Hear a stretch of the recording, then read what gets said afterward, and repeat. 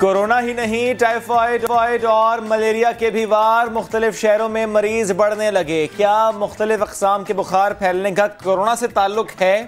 सेहत से जुड़े इस मामले पर होगी तफसीली गुफ्तगू।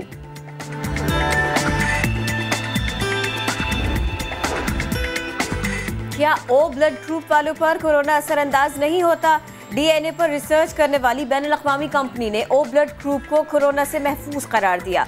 पाकिस्तानी माहिरीन तिब क्या सोचते हैं, हम आपको बताएंगे कुछ ही देर में।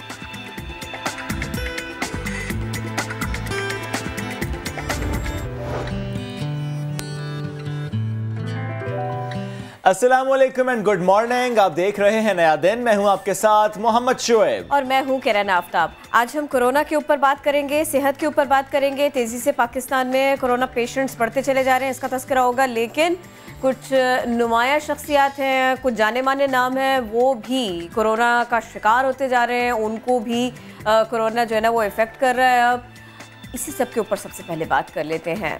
शहबाज शरीफ साहब का कोरोना टेस्ट हुआ था और ये मस्बत आया है। ये हम आपको बता रहे हैं जनाब। इस सिलसिले में एक के बाद एक पीएमएल रहनुमाओं के कोरोना का शिकार होने की खबरें तो है ही, लेकिन अब इसमें शहबाज शरीफ साहब का नाम भी आ चुका है जनाब। तो ये खबर हमने आपको सबसे पहले दे दी। शहबाज शरीफ जिनका कोरोना टेस्ट मस्बत आया, उससे मुतालिक हम आपको अपडेट दे रहे हैं। जैसा किरण आपने भी कहा, पीएमएल रहनुमा शाहिद खान अब्बासी उनका पहले मस्बत आया था। मरियम औरंगजेब उनकी वालिदा, इनका भी मस्बत आया था। तो ऐसे बहुत से रहनुमा हैं जिनका टेस्ट अब हमारे मस्बत साथ है। हैं। अब तो अब उन्हीं से बात कर लेते हैं। समा के नुमाइंदा खुसूसी अब्बास शब्बीर, पीएमएल रहनुमा, तबीयत इनकी कैसी है? डॉक्टर्स अभी क्या बताते हैं इनके बारे में? सिम्टम्स थे इनको कि नहीं थे? इनको बिल्कुल सिम्टम्स कोई भी नहीं थे। जो हमारे सोर्सेज हैं उन्होंने बताया है कि 2 बार इनका टेस्ट करवाया गया और जब ये नैब की पेशी के बाद दोबारा इनका टेस्ट करवाया गया, उसके बाद उनका कोरोना टेस्ट जो है वो पॉजिटिव आया है। कोरोना बेसिकली मुस्लिम लीग नून भी नहीं देख रही, पीटीआई भी नहीं देख रही। हम देख रहे हैं कि बहुत से अराकीन कौमी असम्बली, सेनेटर्स, एमपीए सिंध के हों, पंजाब के हों, जो पब्लिक डीलिंग करते हैं, जो बराह रास्त मीटिंग्स के अंदर शिरकत करते हैं, तो उनके बहुत से कोरोना टेस्ट 2 बार करवाए गए हैं। किसी के 2 बार नेगेटिव आए हैं तो किसी का एक ही बार में पॉजिटिव आया है। शहबाज शरीफ ने खुद को अपने मॉडल टाउन के घर में क्वारंटाइन कर लिया है। मरियम औरंगजेब ने भी इस बात की तस्दीक की है और अताउल्लाह तारड़ साहब से मेरी अभी बात हो रही थी, उन्होंने भी इस चीज की तस्दीक की है और कहा है कि वो कुछ सिम्टम्स उनके नहीं है। लेकिन मुस्लिम लीग नून ने ये स्टैंड सिम्टम्स नहीं है, लेकिन बहरहाल टेस्ट इनका मस्बत है। बस लेकिन मुझे ये बताएगा कि गुज़श्ता दिनों में उनकी मसरूफियात क्या रही हैं, किन किन से मुलाकातें उनकी रही हैं? ये बड़ी अहम बात है कि अभी मेरी 2 मुस्लिम लीग नून के लोगों से बात हुई है, तो उन्होंने कहा कि सिर्फ और सिर्फ जो शहबाज शरीफ को नैब ने तलब किया था और वो नैब में गए थे तो उसकी जिंदगी को खतरे में डाला है नैब ने। तहरीरी तौर पर भी हमने नैब को मुतअद्दिद बार ये आगाह किया था कि शहबाज शरीफ कैंसर के मर्ज में मुब्तला है और उनकी कुव्वत मदाफ़त जो है वो आम लोगों की निस्बत कम है, इसलिए वीडियो लिंक पर उनसे तफ्तीश की जाए। लेकिन 9 तारीख को जब नैब की पेशी इस पे उन्होंने हालांकि किसी से मुलाकात नहीं की थी, ना वो कहीं गए और ना उनसे किसी ने मुलाकात की, लेकिन जब इतने जून के अंदर गए थे तो डेफिनेटली ये बड़ी तेजी के खदशात इसके बढ़ गए थे। फिर अब्बास एक बात और भी बता दीजिएगा, एक बात और भी बताइएगा। एक तो ये कि अभी उनके बारे में डॉक्टर्स क्या कहते हैं? जाहिर है टेस्ट तो पॉजिटिव आया है, और दूसरी ये भी बताइएगा किसी भी लेवल पर, किसी भी मरहले पर जब वो निकलें घर से बाहर या अभी ये ताज़ा पेशी की आप बात कर रहे हैं, पार्टी की तरफ से ऐसी कॉल दी गई थी कि खुदारा ये वेलकम करने और रुखसत करने वोटर उनके सपोर्टर्स इकट्ठा ना हो? मैं सिर्फ पूछना चाह रही हूँ। नहीं, बिल्कुल इस किस्म की कोई कॉल नहीं दी गई थी, बल्कि वो तो एक इसको शो बनाना चाह रहे थे जिसमें वो कामयाब भी हुए। काफ़ी सारे लोग उन्होंने खुद इकट्ठे भी किए। हालांकि अगर उनको इतनी इस चीज़ की फिक्र होती और डर होता तो जो पार्टी के कारकुनान हैं उनकी ज़िंदगी भी खतरे में ना डालते और अपनी भी एक मैसेज ही देना था कि चूँकि कोरोना फैल रहा है और नैब की पेशी एक मामूल की उनकी पेशी है, तो इसलिए कारकुनान यहाँ पर ना आए।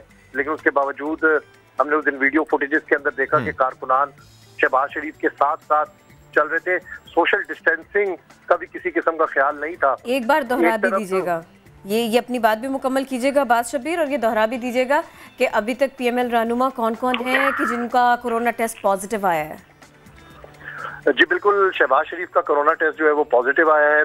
सिम्टम्स इतने नहीं है, लेकिन उन्होंने अपने आप को खुद घर पे क्वारंटाइन कर लिया है। मुस्लिम लीग नून का स्टैंड है कि नैब की पेशी के मौके के ऊपर ये सारा कुछ हुआ, जबकि वो मुतअद्दिद बार नैब को कह चुके थे कि वो कैंसर के पेशेंट हैं और इस तरह पब्लिकली नहीं आ सकते, लेकिन उसके बावजूद हुआ है। लेकिन दूसरी तरफ जो आपका क्वेश्चन है वो बड़ा वैलिड क्वेश्चन है कि क्यों मियां शहबाज शरीफ ने अपने कारकुनों की जिंदगियों को खतरे में डाला और अपने जिंदगी को भी खतरे में डाला। वो कह सकते थे कि भाई कोई कारकुन जो है अब नहीं कहा था, उस वक्त नहीं कहा था तो अब कर लेते। Abbas, thank you so very much, आप हमारे साथ थे, सिलसिले में बात कर रहे थे।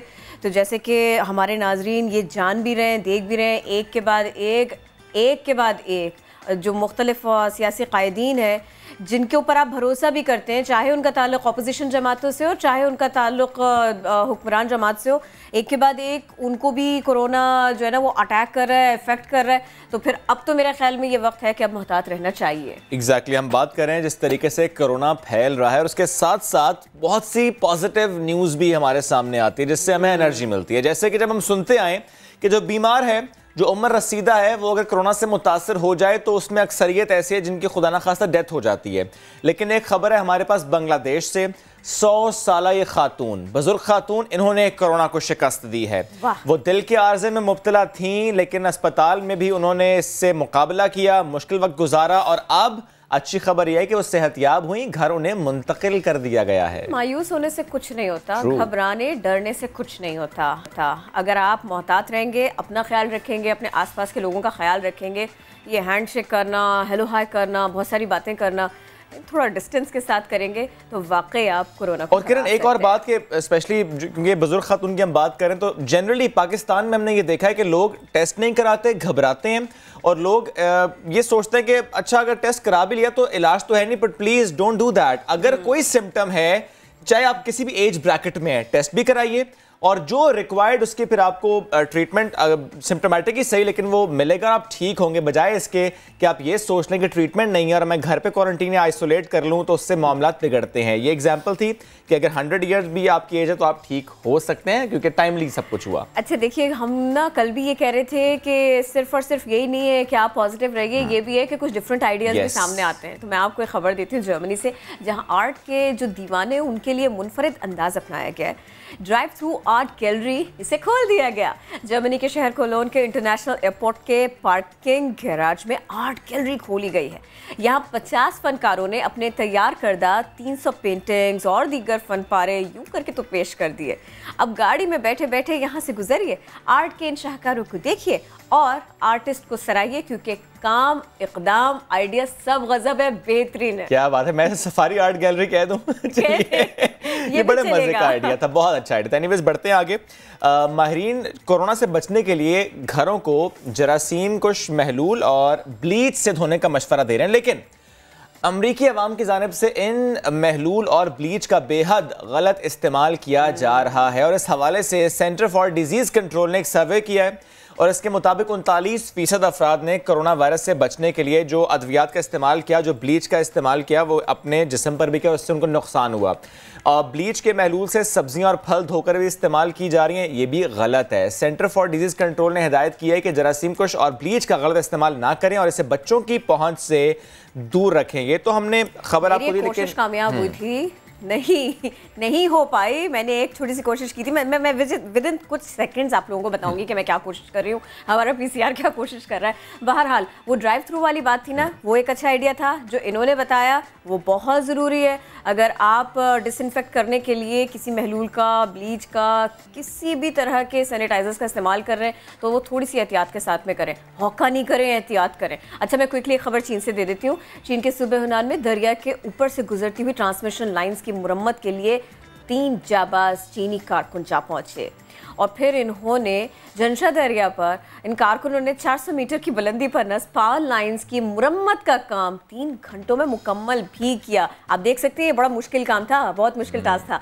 12 से 50 मीटर तवील ट्रांसमिशन लाइन्स पर बिजली की फराहमी को फिर इनकी इस मेहनत के बाद यूं यकीनी बनाया गया। इंतहाई बुलंदी पर महारत के साथ काम करने वाले इन निडर चीनी कारकुनों की वीडियो जैसे ही सोशल मीडिया पर आई वायरल हो गई क्योंकि ये सब कुछ आसान नहीं था। क्या बात है किरण, और देखे ना ड्रोन की वीडियो थी, बहुत खूबसूरत वीडियो थी, देख के भी थोड़ा डर भी लगता है, जाहिर है वो काम एक मुश्किल है, बट एनीवेज मनाजिर फिर भी किरण कुछ अच्छे थे। एनीवेज ड्रोन की जो हम बात करें, मैं क्यों कर रहा हूँ, क्योंकि ड्रोन टैक्सी की खबर मेरे पास है कि ना ट्रैफिक की झंझट, ना कोई तवील इंतजार, फ़ज़ाई टैक्सी जल्द आपको मंजिल तक पहुँचा सकती है और इसके लिए तैयारी मुकम्मल हो चुकी है। ये खबर है चाइना से। बगैर पायलट की फ़ज़ाई टैक्सी तैयार कर ली गई है जो शहरियों को ट्रैफिक जाम के मसले से निजात दिलाने के अलावा तेज़ रफ्तार और आरामदेह फ़ज़ाई सहूलियात फराहम करेगी। कराची के लिए वैसे बहुत ज़्यादा ज़रूरत है इस फ़ज़ाई टैक्सी की। एनीवेज अगर आप ये सोचेंगे फ़ौरन आप इस्तेमाल कर सकते हैं तो ऐसा नहीं है किरण, इंतजार करना पड़ेगा। ये चले कोई बात नहीं, अगर फ्री में है इसके ट्रायल्स तो हम दोनों, लेकिन we are ready to do that, but अभी 3 साल बाद आवाम की सहूलत के लिए ये एनीवेज अवेलेबल होगी। फिर भी नाम जमा करा देते हैं। और थोड़ा बता दें किरण कि स्पेस कितनी, तो एक वक्त में तकरीबन 2 मुसाफिर, तकरीबन वैसे क्यों कहें, हम 2 मुसाफिर सफर कर सकते हैं, जाहिर है। हाँ, अगर एक बहुत फैल के बैठना चाहे तो फिर नहीं, अदरवाइज 2 मुसाफिर। अच्छा भाई, ये देखिए, ये सफ़र जो है ना, अगर हम सिर्फ और सिर्फ ज़िंदगी के सफ़र की बात कर लेना तो इसमें हमें काफ़ी कुछ सीखने को मिलता है। इन्होंने कहा था इब्तिदा में कि अगर आपकी उम्र 100 साल है और आप फाइटर हैं तो आप बता देते हैं और कोरोना जैसी वबा को हरा देते हैं। मैं आपको बताती हूँ कि अगर कोई छोटी सी बेबी हो, प्यारे से बच्चे हों और वो भी पॉजिटिव हो कोरोना उनका और वो हरा दे उसको, तो वो भी हीरो कहलाते हैं। क्या बात है। सऊदी अरब में 5 साल बच्ची कोरोना वायरस से लड़ने में हुई कामयाब। अस्पताल के अमले ने रिताल को मुकम्मल प्रोटोकॉल के साथ रुखसत किया और उसे हॉस्पिटल से जाते वक्त तोहफा भी दिया गया। इनकी मम्मा ना इनके लिए गुलदस्ता लेकर आई थी बेबी को वेलकम करने के लिए, सेहत की मुबारकबाद देने के लिए। तो जो वो पूरा एक अरसा होता है ना, जब आपको क्वारंटीन में गुजारना होता है, दूसरों से दूर रहना पड़ता है या हॉस्पिटल में रहना पड़ता है, वो फैमिली के लिए बड़ा प्रॉब्लमेटिक होता है। तो ये छोटी सी बच्ची और उनकी फैमिली के लिए कोरोना से छुट्टी, अस्पताल से छुट्टी वाकई बहुत अच्छी बात थी। एग्जैक्टली। चलिए जी, अभी वक्त हो गया है आपके सामने अपडेट्स रखने का कि कोरोना अपडेट्स पाकिस्तान में क्या हैं। मुल्क में 24 घंटों के दौरान मजीद 5,883 कोरोना केसेस रिपोर्ट हुए। हम देख रहे हैं ट्रेंड ऐसे ही है, 5,000 केसेस रिपोर्ट हो रहे हैं पाकिस्तान में इस वक्त, और पाकिस्तान अब तेजी से ऊपर जा रहा है एक्टिव केसेस के हवाले से। इसीलिए आज मैंने, शुएब ने, हमारी टीम ने डिसाइड किया था कि हम कोरोना से लड़ने वाले और जीतने वाले लोगों का तस्करा करेंगे सबसे पहले, क्योंकि कोरोना तेजी से फैल रहा है। सिर्फ एहतियात से काम नहीं चलेगा, हमें मोटिवेटेड भी रहना होगा, तभी बात बनेगी। जो मजमूई तादाद है केसेस की 1,19,536 है। 24 घंटों के दौरान ही जो कोरोना से मजीद 101 अमवात हुई हैं। कुछ ये फिगर्स भी हैं, अमवात की तादाद 2,356 हुई है, यानी एहतियात करना होगी, बहुत ज़्यादा करना होगी। पाकिस्तान में एक्टिव केसेस की तादाद 78,700 से ज़ायद है। अब तक मुल्क में कोरोना से 38,391 मरीज़ सेहतियाब भी हो चुके हैं। ये बताना आपको वाकई बहुत ज़्यादा ज़रूरी है। कोरोना अल्लाह ने बीमारी रखी है, मौत रखी है, तो वो मिलेगी, हमारे ईमान का हिस्सा है, लेकिन हम खुद भी बचने की कोशिश कर सकते हैं और बहुत देर तक कर सकते हैं। हम आज इसके ऊपर तो फोकस कर रहे हैं। अच्छा, साथ के साथ हमने आपके लिए इन आदाद शुमार के अलावा कुछ मौज़ूआत भी हैं, वो भी तरतीब दी है ना। एग्जैक्टली, हम कोशिश करेंगे कि आपके सामने रखें कि इस वक्त कोरोना से इलाज के हवाले से पाकिस्तान में क्या हो रहा है, और इसके साथ साथ कुछ ऐसी खबरें भी जो बताना बहुत ज़रूरी होती है कि कहीं आप उसका शिकार ना हो जाएं। फॉर एग्जांपल, एक खबर है पंजाब से, एक्टेमरा एक इंजेक्शन है और इसके इस्तेमाल और फ़रोख्त, इस पर पाबंदी आयद कर दी गई है। कोरोना एक्सपर्ट एडवाइजरी ग्रुप ने SOPs जारी किए हैं। एक्टेमरा इंजेक्शन ट्रायल की बुनियाद पर मखसूस अस्पतालों में ही इस्तेमाल होगा। इंजेक्शन इब्तदाई तौर पर ICU में ज़ेरे इलाज 500 कोरोना मरीजों पर इस्तेमाल किया जाएगा। यानी ये हम आपको इस वक्त एक तस्वीर भी दिखा रहे हैं, जो डिटेल्स हैं हमारे सामने हैं। बिकॉज ज़ाहिर है, कोई इंजेक्शन हो, कोई टैबलेट हो, कोई और तरीका इलाज हो, वो ट्रायल बेसिस पर जब होता है और उसके बारे में जब खबर शेयर की जाती है, लोग उसको खुद से ट्राई करना शुरू कर देते हैं। It's very wrong, it's very bad, क्योंकि इसके मुज़र असरात आप पर मुरतब हो सकते हैं। आपको याद है, मैं कुछ दिन पहले, बल्कि 2 दिन पहले ही सना मक्की के हवाले से इसीलिए एक सेगमेंट किया ताकि बता सकें what exactly it is, uses क्या है इसका कोरोना से ताल्लुक अभी इस्टेब्लिश उस तरीके से हुआ नहीं है। अच्छा देखिए, ये प्लाज्मा के बारे में भी है, यही बात ऐसी मुख्तलिफ, ये दूसरी तीसरी बार ऐसा हुआ है कि मेडिकेशन से जुड़ी भी है। ये ध्यान में रखिए कि आप पूरी मालूमात बहुत हैं, दुरुस्त मालूमात तक एक्सेस बहुत ज़रूरी है। इसके लिए पहली एफर्ट आपको खुद करनी पड़ेगी। बहरहाल हम खबरें तो आपको दे रहे हैं, लेकिन साथ में हम आपको ये भी बता दें कि कहीं कहीं पर सिचुएशन जो है ना, वो आउट ऑफ कंट्रोल है। बात सिर्फ कोरोना की नहीं है, कोरोना से जुड़े दीगर मसाइल की भी है। कोरोना ने सिंध के शहरियों पर वार किए कैसे और परेशानियाँ बढ़ी सिंध के वासियों की कैसे, ज़रा ये भी जानिए। सिंध हुकूमत की नाक़िस हिकमत अमली ने सूरत हाल को संगीन बनाया है। शहरियों को तिब्बी सहूलतें कैसे दे, कोई हिकमत अमली दिखाई नहीं देती। कराची के हॉस्पिटल्स की अगर बात की जाए, बेड्स हैं, वेंटिलेटर्स हैं, ना होने के बराबर हैं। कराची वालों को कोरोना से ज्यादा सिंध हुकूमत की बद इंतजामी ने परेशान करके रख दिया है। संजय साधवानी की रिपोर्ट इस पर सबसे पहले आपको दिखाते हैं। तो ऐसे कैसे करेंगे आलमी वबा का सामना? सिंध के अस्पतालों की बात हम कर रहे हैं आपको, और हम आपको ये बता रहे हैं कि वेंटिलेटर्स, बेड्स दोनों ही कम है। एनसीओसी की जानिब से जो फिगर्स बताए जाते हैं या जो फिगर्स हमारे सामने रखे जाते हैं, अगर हम थोड़ा सा उसको जज करें तो मामलात उससे मुख्तलिफ निकलते हैं। सिंध के मुख्तलिफ हॉस्पिटल्स में बेड्स और वेंटिलेटर्स दस्तियाब नहीं है। फैक्ट्स अलग हैं, फिगर्स अलग हैं, लोगों की परेशानी अलग है। लोग बेबसी के साथ अपने प्यारों के लिए एक अस्पताल से दूसरे अस्पताल मारे मारे फिर रहे हैं। लेकिन इंतज़ामिया का एक ही जवाब होता है अगर उनसे पूछा जाए, वेंट दस्तियाब नहीं। मैंने आपको बताया ना कि एनसीओसी के मुताबिक सूबे में 304 वेंटिलेटर्स मौजूद हैं, लेकिन ये वेंटिलेटर्स कहाँ हैं? ज़मीन खा गई, आसमान निकल गया? कोई है इस सब का जवाब? जानिए सिंध की वेंटिलेटर कहानी इस रिपोर्ट में। प्राइवेट हॉस्पिटल्स में वेंटिलेटर, रूम और डॉक्टर फीस की मद में यौमिया लाखों रुपए बटोरे जा रहे हैं, और अगर आपको वहां जाना है तो उससे पहले आपको लाखों रुपए वहां पर देने भी होंगे। कोरोना जैसी हंगामी सूरत हाल के बावजूद ये वसूलियां कम नहीं हो रही। आखिर इस पूरे मामले को कंट्रोल कौन करेगा, और सिंध में हेल्थ केयर कमीशन हालात को कैसे मॉनिटर कर रहा है? क्योंकि जाहिर है ये रिस्पॉन्सिबिलिटी है सिंध हेल्थ केयर कमीशन की। तो हमने सोचा कि आज हम इसी से मुताल्लिक गुफ्तगू करें। गुज़श्ता रोज़ हमने पंजाब से मुताल्लिक बात की थी और आज हम सिंध से मुताल्लिक बात करेंगे। हमें इस वक्त ज्वाइन किया है हेल्थ केयर कमीशन से डॉक्टर फरहाना मेमन साहिबा ने। आप इस पर रिप्रेजेंट करें हेल्थ केयर कमीशन को, बेहद शुक्रिया आपके वक्त का। मुझे प्लीज़ सबसे पहले ये बताइएगा कि जो रेट्स पहले मुकर्रर किए जाते हैं प्राइवेट हॉस्पिटल्स के, वो रूम की मद में हो, डॉक्टर फीस की मद में हो, वेंटिलेटर की मद में हो, कोरोना आने के बाद उसमें तब्दीली आई है या रेट्स वही हैं?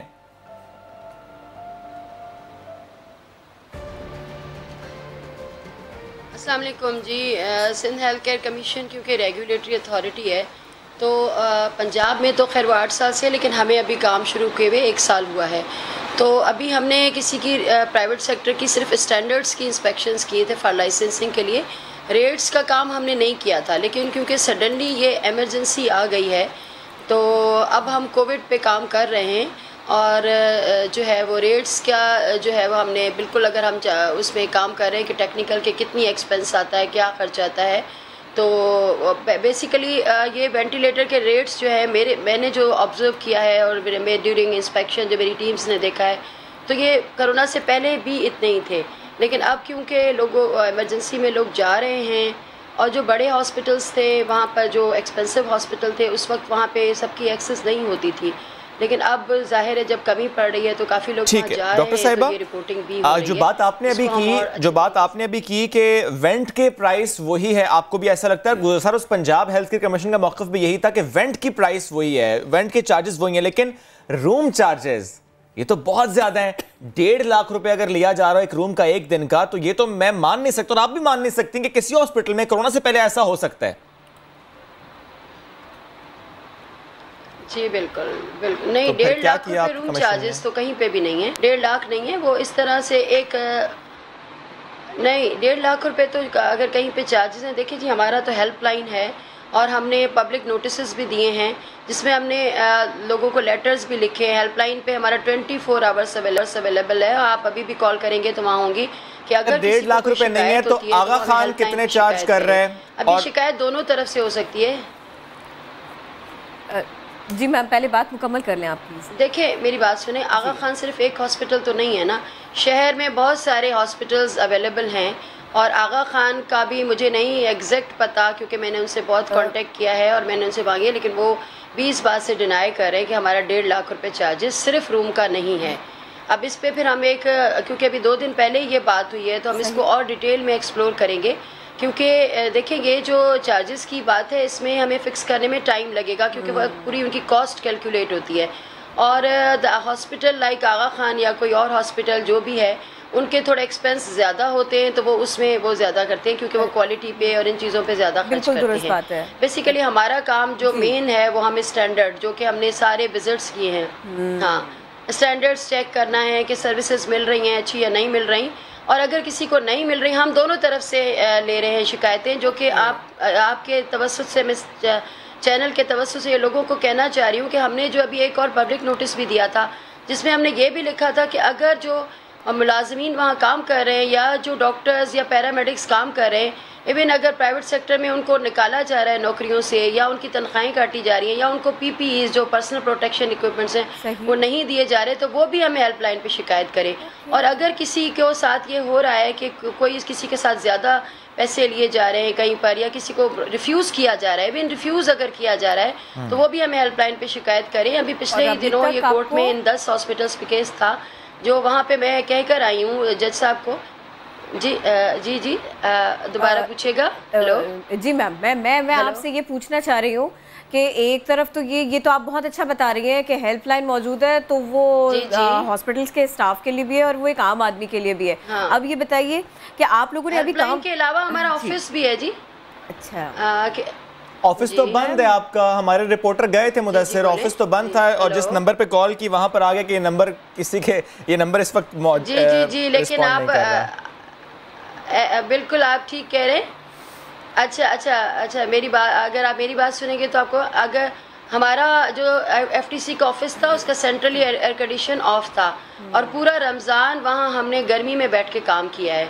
अगर आप आके देखते तो उस वक्त शायद आपका कैमरामैन आ जाता, जब हम रमज़ान में गर्मी में सेंट्रली एयर कंडीशन ऑफिस में कैमरामैन भेजे, आप कहाँ पर बैठकर काम हो रहा है? और FTC की मैनेजमेंट का ये कहना था कि क्योंकि हेल्थ, अब आप अभी हमारा ऑफिस सिर्फ 3 दिन के लिए बंद हुआ था फॉर फ्यूमिगेशन, और क्योंकि हमारे कुछ लोग पॉजिटिव आ गए थे ईद की छुट्टियों की वजह से, तो हमने पूरे ऑफिस की स्क्रीनिंग कराई ताकि जो नेगेटिव हों सिर्फ वो ऑफिस में हैं, जो पॉजिटिव हों वो क्वारंटाइन में चले जाएं।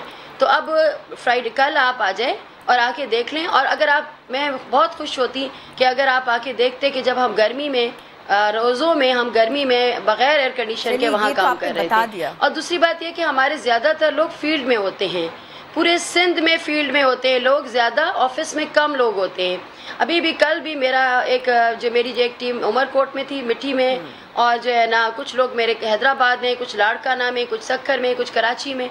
तो मोस्टली जो है वो सुबह से निकल जाते हैं। सॉरी बट मुझे प्लीज अगर आप ये भी बताएं कि हम लोग ऑफिस में, मैम आप प्लीज अगर ये भी बताएं कि जो आपका इतना स्टाफ फील्ड में होता है, हॉस्पिटल्स में जाता है, वो करता क्या है? अगर आप कह रहे हैं कि अभी हम सिर्फ तायुन नहीं कर रहे हैं, अभी सिर्फ हम डेटा ही इकट्ठा कर रहे हैं, अभी हमने कोई कार्रवाई नहीं की, तो फिर ये स्टाफ कर क्या रहा है? वो करता ये है, नहीं जी नहीं, हमने कार्रवाई, बिल्कुल हमने कार्रवाइयाँ की हैं। बेसिकली ये हुआ था कि जब क्वारंटाइन हुआ था तो हमने जैसे 26 को केस आया था, तो 27 को हमने तमाम प्राइवेट सेक्टर्स को ये लेटर लिख दिए थे कि आप अब रेडी और प्रिपेयर्ड हो जाएं, और हर हॉस्पिटल ने आइसोलेशन वार्ड्स जो है वो बना लिए थे अपने अपने पास, और हमने डेटा कलेक्ट करना शुरू कर दिया था कि टोटल प्राइवेट सेक्टर और पब्लिक सेक्टर में अवेलेबल वेंटिलेटर्स कितने हैं।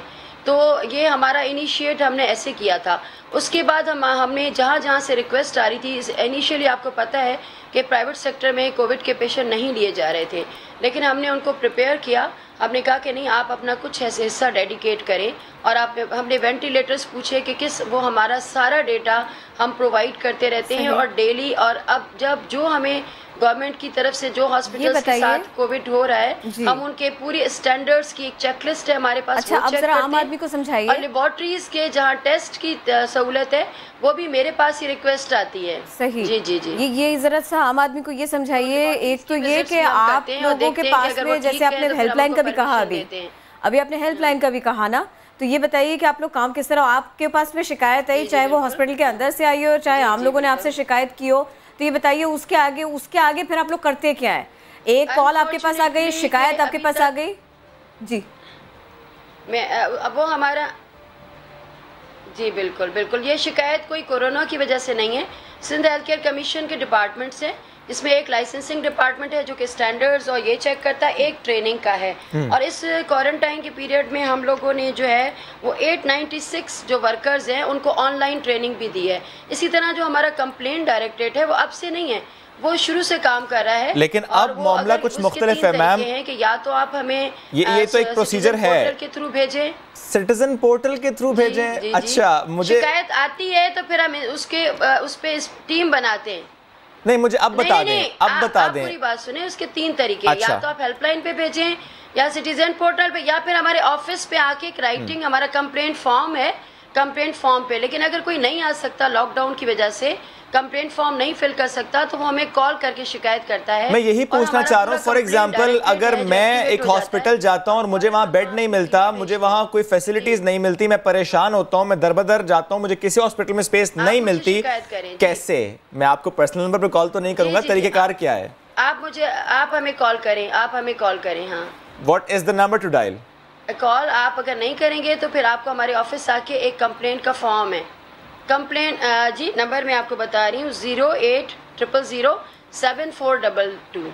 ठीक है, ये वो नंबर है जिसपे कोई शहरी भी कॉल कर सकते हैं और ऑफिस आकर भी शिकायत कर सकते हैं। ऑफिस अब खुला है, ठीक है, उर्दू, सिंधी, अंग्रेजी। ग्रेट। अब मुझे बताएं, इससे पहले आपने क्योंकि कहा कि आपका जो स्टाफ है वो मुख्तलिफ हॉस्पिटल्स में, सिटीजन पोर्टल से भी शिकायत, ठीक है, शिकायत आप तक पहुंच रही है, आप उसको एड्रेस करने की कोशिश करेंगे। मुझे ये बताएं, आपने कहा आपका स्टाफ इस वक्त इंस्पेक्शन कर रहा है, तो मुझे आप शेयर कर सकते हैं, बिकॉज सिंध हुकूमत की फिगर्स कुछ मुख्तलिफ होती हैं, सुप्रीम कोर्ट में फिगर्स जो दी जाती हैं समटाइम्स उससे भी हम देखते हैं कि जब वज़रा बात करते हैं तो फिगर्स डिफरेंट होती हैं। एनडीए में वेंटिलेटर देता है, रसीदें सामने आती हैं, लेकिन कहा ही जाता है कि वेंटिलेटर है नहीं। मुझे आप बताएं, आपका स्टाफ तो हॉस्पिटल्स गया, प्लीज सवाल ले लीजिएगा, आपने कहा कि आप देखते हैं कि वेंटिलेटर्स कितने हैं, तो मुझे आप बता दें इस वक्त सिंध में कितने वेंटिलेटर्स टोटल हैं, उसमें से कितने ऐसे हैं जो कि कोविड-19 के पेशेंट्स के लिए मख्तस किए गए हैं, और तीसरा सवाल यह है कि उस पर कितने इस वक्त पेशेंट्स हैं, ऑक्यूपेंसी कितनी है?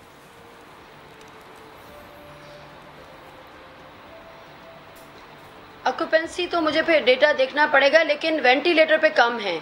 जो मैंने अभी रिसेंटली विजिट्स किए हैं तो मुझे हर हॉस्पिटल में वैकेंट मिलते हैं, वो डेली हमारे पास अपडेट आती है। अगर आप कहें तो मैं आपको कल की अपडेट आप अभी मुझसे ये शेयर कर सकती हैं कि टोटल कितने हैं और कोविड के कितने हैं? डेटा आ रहा है 10 हॉस्पिटल की, नहीं टोटल तो बहुत सारे हैं। जो हमारा डेटा जो हम लोगों ने कलेक्ट किया था तो उसमें तो 949 जो हैं वो लोगों के पास वेंटिलेटर हैं। प्राइवेट सेक्टर में ज्यादा हैं, पब्लिक सेक्टर में भी हैं। अच्छा। और इस तरह से जो है ना वो अब कितने लोगों ने डेडिकेट किए हैं, क्योंकि आपको पता है कि ठीक है, ये आप कह रहे हैं कि अभी डेटा आपके सामने नहीं है, तो ये बता सकती हैं आप मुझे कि पिछले 2-3 हफ्तों में या 1 महीने में जब से कोरोना हमने देखा कि वो नहीं फैला है, हॉस्पिटल्स का है, ठीक है, ठीक है जी। लेकिन ये बता सकती हैं एनडीएम की तरफ से भी ज़ाहिर वेंटिलेटर्स दिए गए हैं, कुछ खुद प्रोक्योर करने थे गवर्नमेंट ने, तो कुछ इन्हांस हुआ, ये सिस्टम बेहतर हुआ, वेंटिलेटर में इजाफा हुआ है पिछले 1-8 महीने में? देखें ये एक नहीं, ये जो सवाल है ना आपका, ये गवर्नमेंट का सवाल है, ये गवर्नमेंट से आप कर सकते हैं, हेल्थ डिपार्टमेंट से या गवर्नमेंट से डायरेक्टली। अब मुझे ये बताएं, आप सर्विस प्रोविजन नहीं है, हम सिर्फ रेगुलेटर करते हैं। जब हमें कहा जाता है कि आप जाएं तो आप लोग चेक करते हैं। ये बता सकती हैं आप मुझे, क्या ये आपके इल्म में है कि जब से कोरोना आया सिंध हुकूमत ने कितनी ग्रांट्स और किस किस हॉस्पिटल को ग्रांट दी है? नहीं, बिल्कुल नहीं है। हमें सिर्फ ये कहा गया था कि हम 6 हॉस्पिटल्स के साथ MOU करेंगे, आप इन 6 हॉस्पिटल का हमें इंस्पेक्शन करके दे दें। हमने वो इंस्पेक्शन करके रिपोर्ट सबमिट करवा दी हेल्थ डिपार्टमेंट को। अब वो MOU करते हैं, किस रेट्स पे करते हैं, क्या बेसिस है, ये हमें बिल्कुल नहीं पता। We are just regulatory authority, और हेल्थ डिपार्टमेंट की फंडिंग और उनके ये जो क्वेश्चन है ये उनसे प्रटेंड करते हैं। और हम लोगों को ये ठीक है कि हम कोऑर्डिनेशन में काम कर रहे हैं, और जिन 6 हॉस्पिटल से वो MOU कर रहे हैं उन 6 का इंस्पेक्शन हमने ही उनको करके दिया है, उनके स्टैंडर्ड्स चेक करके दिया है, सिर्फ स्टैंडर्ड्स तक। सवाल जी मैं पूछना चाह रही हूँ, आप थोड़ा सा इसको बता दीजिए। ये बताइए कि जो आपकी कोऑर्डिनेशन प्रोविंस के साथ में है, सिंध गवर्नमेंट के साथ में है, सिंध हेल्थ डिपार्टमेंट के साथ में है, वो कैसी है? और कहीं ऐसा तो नहीं आपको लगता कि कहीं पे कोऑर्डिनेशन बेहतर नहीं हो पा रही और आप लोगों के लिए चैलेंजेस बढ़ते जा रहे हैं, क्योंकि अब आप लोगों ने नए सिरे से काम करना शुरू किया है? जी बिल्कुल। थोड़ी सी कोऑर्डिनेशन इस तरह इफेक्ट होती है कि जब वो प्राइवेट सेक्टर्स की मीटिंग करते हैं तो अगर वो उसमें हमें शामिल कर लें तो ये जो आपका रेट्स वाला मसला है, क्योंकि ये हमारी अथॉरिटी है तो हम वहाँ उनसे डिस्कस कर लें। लेकिन अगर वो हमें उसमें शामिल नहीं करते, वहाँ पे अगर प्राइवेट हॉस्पिटल से जो मीटिंग्स करते हैं तो उसमें प्रॉब्लम फिर ये आती है कि जब वो हमें फिर कहते हैं कि नहीं आप और जाके अब प्राइवेट सेक्टर से, तो हमें पता ही नहीं होता कि उन्होंने उस दौरान मीटिंग्स में क्या डिस्कस किया है ना। वाली बात उनको कम्युनिकेट की कि अगर आप उस मीटिंग में हमें बिठाएंगे तो हम अपनी अथॉरिटी को प्रैक्टिस कर पाएंगे? जी बिल्कुल की है, जी बिल्कुल। जी आला अथॉरिटीज को कम्युनिकेट की है कि अंटिल अनलेस आप लोग हमें उसमें शामिल नहीं करेंगे, जो आपने कमेटियां बनाई हुई हैं, इदारा इंडिपेंडेंट नहीं है, मीटिंग्स हो रही हैं या एमओयू साइन हो रहे हैं या जो भी, तो हम आपके हेल्प नहीं कर सकते। मैम जी हमारा इदारा इंडिपेंडेंट है, लेकिन अगर वो हमारी हेल्प चाहते हैं प्राइवेट सेक्टर को रेगुलेट करने के लिए, जी अगर तो हेल्प चाहते हैं कि आपको खुद से रेगुलेट पता चले कि वहाँ क्या डिस्कस हुआ है। नहीं, ये बात ठीक है कि वहाँ क्या डिस्कस हुआ, but at the same time ये मामला तो आप ही को रेगुलेट करना है, लेकिन नहीं वो हम कर रहे हैं जो, लेकिन जिन हॉस्पिटल, आपका सवाल था कि जिन हॉस्पिटल्स के साथ वो बात कर रहे हैं या फंडिंग की, तो जब तक हम उस मीटिंग्स में शामिल नहीं हैं तो मैं आपको जवाब नहीं दे सकती। बाकी ये है कि हम उनको ये कह रहे हैं कि आप हमें, जैसे वो हमें कहते हैं कि आप प्राइवेट सेक्टर को ये हेल्थ एडवाइजरी भेजें, तो मैंने 600 लेटर भेज दिए। उन्होंने कहा कि उनको कहें कि 10% सीएम साहब ने कहा कि अपने अपने डेडिकेट करें, तो 500 लेटर और भेज दिए। फिर सुप्रीम कोर्ट का ऑर्डर आया जी कि सब ओपीडीज खुलवाएं, तो हमने 600 लोगों को और लेटर भेज के सुप्रीम कोर्ट को इंश्योर करें कि ओपीडीज अफेक्ट ना हो, यानी रूटीन हेल्थ केयर सिस्टम जो आपको कहा गया वो आपने किया। वो जाके सिर्फ ना सिर्फ लेटर भेजे, बल्कि हमने वो सारे सिंध में जाके ओपीडीज भी इंश्योर की जी। और वो हमने देखा कि अब जो है इमरजेंसी और ओपीडी अगर कोई रिफ्यूज करेगा तो हम उसके खिलाफ सख्त एक्शन लेंगे, क्योंकि सिर्फ कोरोना नहीं है, आपको पता है कि जो रूटीन में जो बीमारियां हैं, लोग हैं, उनके साथ बहुत ज्यादती हो रही थी।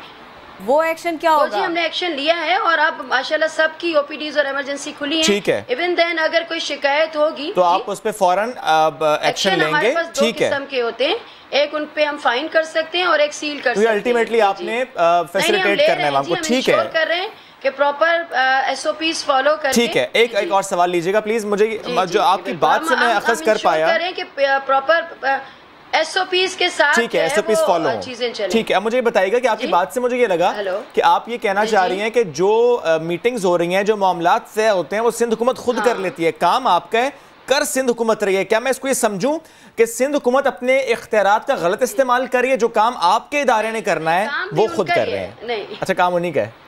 आप लोग क्या करते हैं? नहीं, फिर वो भी बताएं। नहीं, हमारा नहीं है काम, हमारा काम ये नहीं है। अच्छा, हमारा काम बिल्कुल ये नहीं है, हमारा काम बिल्कुल ये नहीं है कि हमसे उनको ये बताएं कि आप ये, हाँ हम उनको फिजिबिलिटी रिपोर्ट दे सकते हैं कि क्या फिजिबल है, स्टैंडर्ड्स हैं कि नहीं, किसी भी हॉस्पिटल्स को बिफोर कोविड लेने से पहले उसके स्टैंडर्ड्स का, क्योंकि इसमें बहुत सारी चीज़ें हैं, इन्फेक्शन प्रिवेंशन है, हॉस्पिटल वेस्ट मैनेजमेंट है, और खुदा न खास्ता अगर ये सब चीज़ें नहीं होंगी और वहाँ कोविड पेशेंट ट्रीट हो रहे होंगे तो वो वहाँ से बहुत से लोग, बहुत सी आबादियाँ अफेक्ट हो रही हैं। क्योंकि आप देखें कि रूटीन के पेशेंट भी तो आ रहे हैं ना, अभी भी आप डेटा देख लें कि कोविड से ज्यादा दूसरे लोग आ रहे हैं, किसी को हार्ट अटैक है, किसी को कैंसर है, किसी को रीनल, कोई बहुत सारी डिजीज है, तो जाहिर है वो बंद नहीं हुई है, बीमार होना लोगों ने बंद नहीं किया, वो चल रहा है। तो वो आपने जो शुरू में बंद कर दिया था, गवर्नमेंट की एडवाइजरी थी, ये बता दीजिएगा, आप लोग बेहतर अंदाज में अपना काम कर रहे हैं और किसी हर्डल के बगैर कर रहे हैं, आप बिल्कुल कॉन्फिडेंट होकर ये बात कर सकती हैं इस वक्त?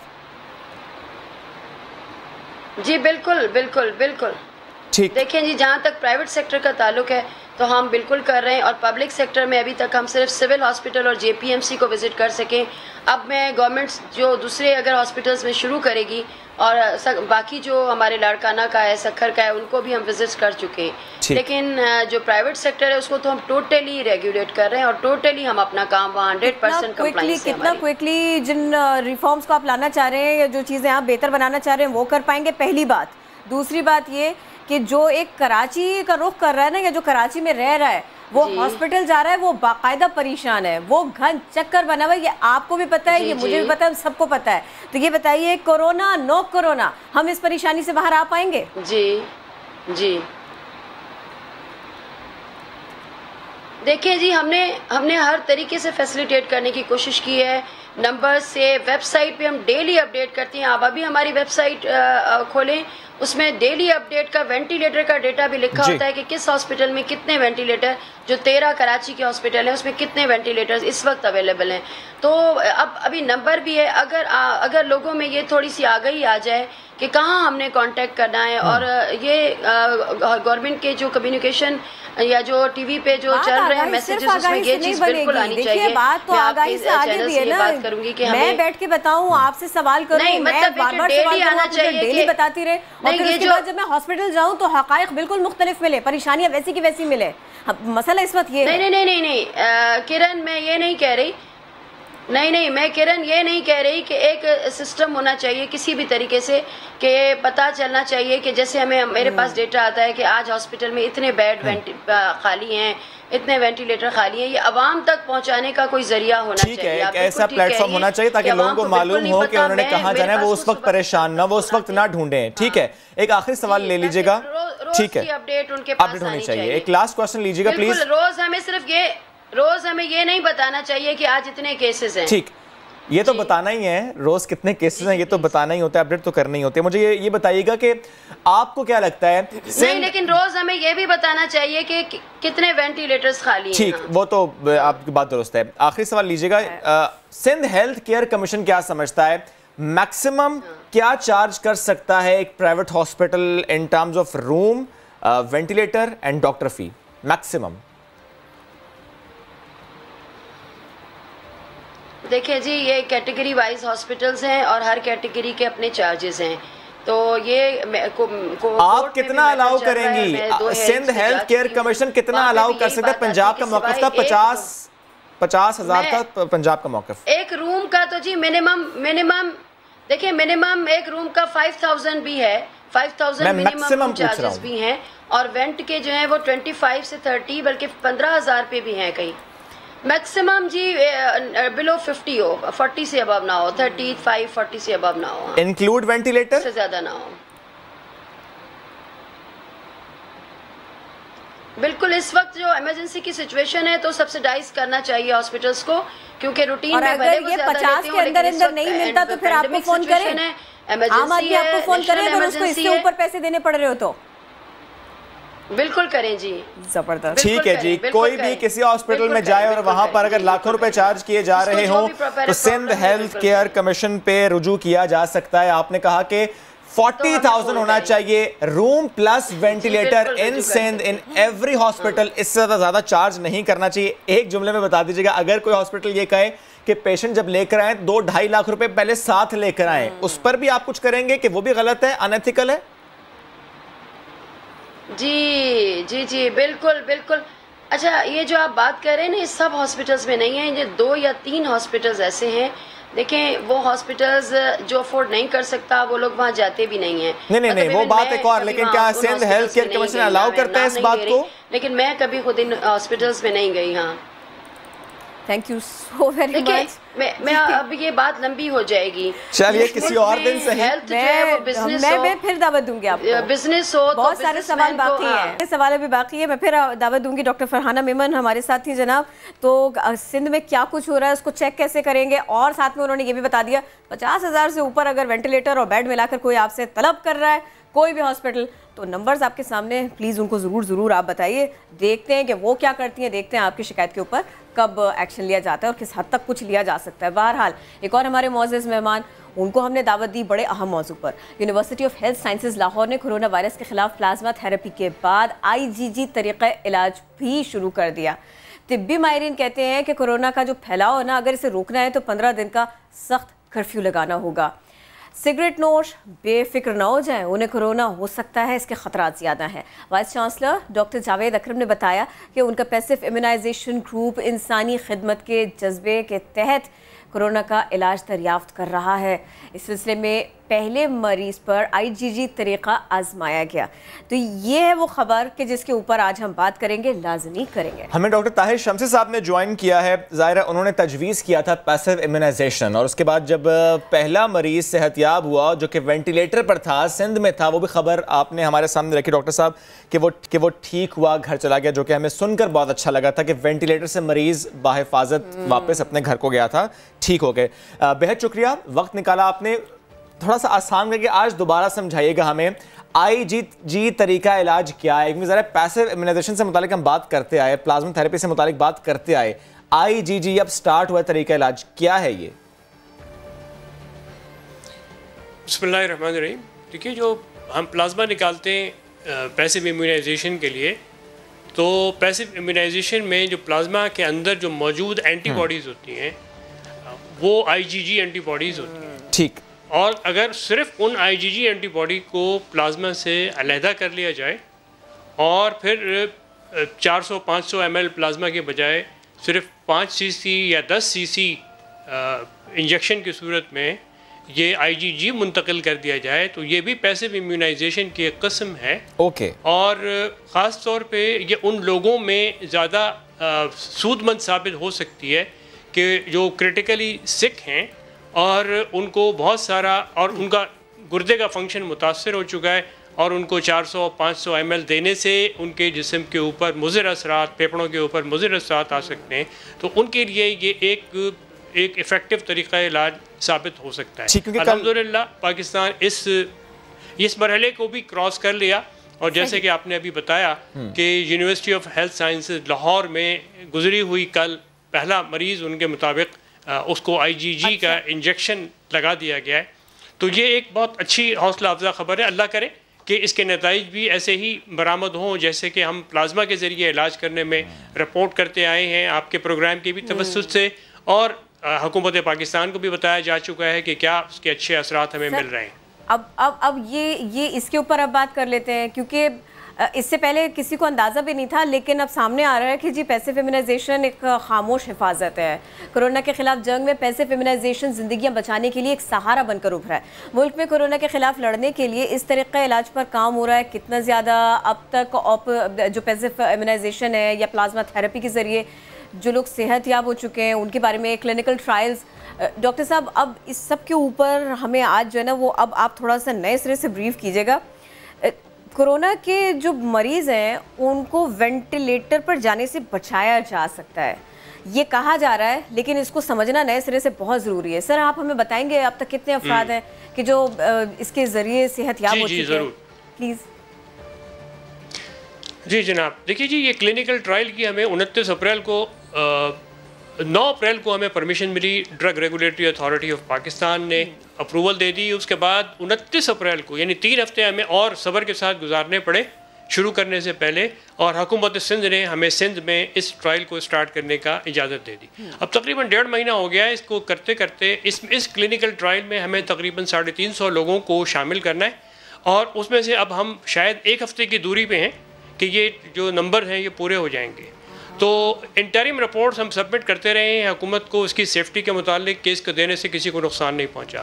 फ़ायदे के हालात पहले दिन से यही नज़र आ रहे हैं। 3 अदद रिपोर्टें सबमिट हुई हैं और उसमें एक स्टैटिक पैटर्न है कि जो लोग वेंटिलेटर पे नहीं हैं उनमें सबसे ज़्यादा ये हौसला अफजा और उम्मीद अफजा इसमें नताइज नज़र आ रहे हैं कि वेंटिलेटर पे जाने से बच रहे हैं, लोग सेहतियाब हो रहे हैं, स्टेबल हो रहे हैं और घरों की तरफ जा रहे हैं। डॉक्टर साहब, जो लोग वेंटिलेटर पे हैं उसमें उतना जी ये बाद में मुकम्मल कीजिएगा वेंटिलेटर वाली। साथ ही आप मुझे ब्रेकडाउन दे सकते हैं किस सूबे में कितने मरीजों को प्लाज्मा दिया गया अब तक? जी सूबे के हिसाब से सबसे ज़्यादा जो है वो सिंध में दिया गया और दूसरे नंबर पे KP में आया और तीसरे नंबर पे फिर पंजाब में और बलूचिस्तान में। तो यहाँ पर प्लाज्मा का इस्तेमाल हुआ। यानी अगर मैं KP की बात करूँ तो KP में तकरीबन 80 अफराद को दिया गया, सिंध में 100 के करीब लोगों को दिया गया, पंजाब में 16 अफराद को लगा और बलूचिस्तान में जो है अभी लगना शुरू हुआ है, वहाँ पे शायद 10 या 12 लोगों को लगा है।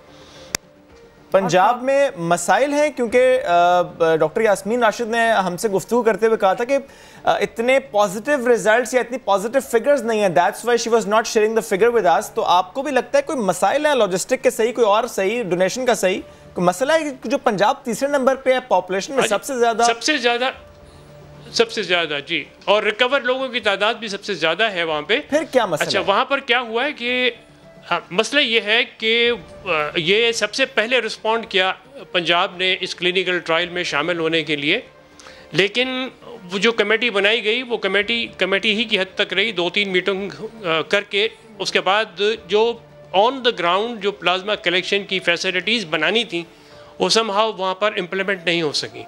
इसके नतीजे में हम देखते हैं कि अगर हमारे पास रोज़ाना 300 मरीज़ों के लिए रिक्वेस्ट आती है प्लाज्मा देने की, तो उनमें सबसे ज़्यादा पंजाब से आ रही होती है, इसलिए कि वहाँ पर कोई प्लाज्मा की दस्तयाबी आसानी के साथ नहीं हो पा रही। और फिगर से भी अंदाज़ा हो रहा है कि इतने बड़े सूबे में 16 लोगों को अगर प्लाज्मा लगा है जबकि लगना चाहिए 200 लोगों को, तो ये इसका मतलब है कि वहाँ पर चीज़ों को बेहतर करने की ज़रूरत है। गुज़रे हुए कल हमने NIBD ने वहाँ पर लाहौर में प्लाज्मा कलेक्शन के इंतज़ाम के लिए एक सेंटर का इफ्तिताह करवा दिया है। काम वहाँ पे शुरू हो गया है। इंशाअल्लाह ताला ये जो मसाइल हैं ये बेहतर हो जाएंगे। मज़ीद ये कि NDMA हुकूमत पाकिस्तान ने अब इसको ये इसके मुताल्लिक़ अब ये नेशनल गाइडलाइंस में प्लाज्मा को ट्रीटमेंट गाइडलाइन में शामिल करने का फ़ैसला किया है। गाइडलाइंस तैयार हो रही हैं, चंद दिनों में ये डिस्ट्रीब्यूट हो जाएंगी पूरे पाकिस्तान में। इसके अलावा NDMA ने इसके लिए जो वसाइल चाहिए, जो सामान चाहिए, तमाम सेंटर्स में वो मुहैया करने का वादा किया है। और जो डोनर्स हैं, जो प्लाज्मा देने वाले लोग हैं, उनको ये यकीन दिलाया है कि वो अगर प्लाज्मा डोनेट करने के लिए आगे आएंगे तो उनका सारा डेटा हिफाजत से रखा जाएगा, उनकी जो कॉन्फिडेंशियलिटी है उसको किसी के साथ शेयर नहीं किया जाएगा, कोई उनको तंग नहीं करेगा। और वहाँ पर हेल्पलाइन भी उन्होंने बना दी। यही बात थी, यही पूछना था कि ये प्लाज्मा का अतिया देते वक्त किसी कंफ्यूजन में नहीं रहे, किसी परेशानी में नहीं रहे। ये मैसेज लोगों तक पहुंच गया है, उनको समझ में आ गया है, या अभी भी इस सिलसिले में ज़िम्मे हमें काम करना पड़ेगा बहुत ज़्यादा? आई थिंक बहुत ज़्यादा काम करने की ज़रूरत है। अब सबसे बड़ा फ़ायदा अब ये हो रहा है कि जब हुकूमत ने इसको ओन करना शुरू कर दिया और इसकी हिमायत में बात करनी शुरू कर दी हुकूमत के लोगों ने, तो लोगों को ये हौसला आता है इससे कि भाई ये किसी एक डॉक्टर ने अपनी कोई दुकान चमकाने के लिए ये काम प्लाज्मा नहीं मांग रहा, वो उसका प्लाज्मा बेचा नहीं जा रहा, उसका प्लाज्मा ज़रूरतमंद गरीब हो या अमीर हो सबके लिए दस्तयाब हो रहा है। तो ये जब हौसला आता है, जब ये कॉन्फिडेंस आ जाता है, तो फिर उसके बाद लोग देने के लिए आगे बढ़ते हैं। आपने देखा गवर्नर सिंध के जो गवर्नर साहब हैं इमरान इस्माइल साहब, उन्होंने प्लाज्मा डोनेट किया तो एक मैसेज मिला कि हाँ भाई ये अब हुकूमत के लोग भी इस कार खैर में शामिल हो रहे हैं। प्लाज्मा देने से कोई नुकसान नहीं पहुँच रहा, प्लाज्मा देने से आपको कोई पेचीदगी नहीं हो रही, प्लाज्मा देने से आपके जिस्म की क़ुव्वत मुदाफ़ियत में कोई कमी वाक़ई नहीं हो रही, और बल्कि जितनी मरतबा आप प्लाज्मा देते हैं आपका क़ुव्वत मुदाफ़ियत का निज़ाम और ज़्यादा बेहतर तरीके से काम करके आपकी हिफाजत को और ज़्यादा बढ़ाता है, कम नहीं करता। और आपके दिए हुए प्लाज्मा से हर दफ़ा जब प्लाज्मा देते हैं कम से कम 2 अफराद की जानें बचाई जाती हैं। और कोई भी आदमी हर हफ्ते प्लाज्मा डोनेट कर सकता है अगर वो कोरोना से रिकवर होने के बाद। तो ये इतने सारे के सारे प्लस प्लस प्लस हैं, और आप लोगों की, अपने पाकिस्तानी बहन भाइयों की जानें बचा रहे हैं। हो सकता है जिसको प्लाज्मा की ज़रूरत हो वो आपका सगा भाई या बहन ही हो। तो इसको तो एक मिशन के तौर पे लोगों को आगे आना चाहिए। इस वक्त आप के स्क्रीन के ऊपर आई एम श्योर के वो नंबर चलने शुरू हो गए। पहले सिर्फ एक नंबर चलता था, अब पंजाब के लिए एक नंबर अलग आ गया। NDMA ने, हुकूमत पाकिस्तान ने एक और नंबर इशू कर दिया जो कि NDMA प्राइम मिनिस्टर सेक्रेटेरिएट में ये कायम है। ये डेस्क बना दी गई है प्लाज्मा के डोनर्स के लिए कि वो अपने नाम लिखवाएं और नाम लिखवा के प्लाज्मा डोनेट करें, मालूम करें कि कहाँ पर प्लाज्मा की ज़रूरत है, ताकि उन तक रब्ता किया जाए और उनका प्लाज्मा वहाँ पर पहुँचाने के लिए फैसिलिटेट किया जाए। सही। डॉक्टर ताहिर शम्सी, बहुत शुक्रिया। 2 मौज़ूआत थे, तो बात IGG की थी जो हमने पहले कर ली थी, और इसके अलावा प्लाज्मा, इस सिलसिले में प्लाज्मा थेरेपी के ऊपर कितना काम हो रहा है और हमें कितना एक्टिव होने की ज़रूरत है, आज हमने खास तौर पर इसके ऊपर और हमने गुज़श्ता रोज़ एक वेबसाइट एप्लीकेशन से मुताल्लिक भी जिक्र किया था कि कहाँ पर जाकर जिसको प्लाज्मा चाहिए, जिसने डोनेट करना है, वहाँ पर रजिस्टर कर सकते हैं। एनीवेज एक ब्रेक ड्यू है, ब्रेक लेते हैं, वापस आते हैं। स्टे विद अस।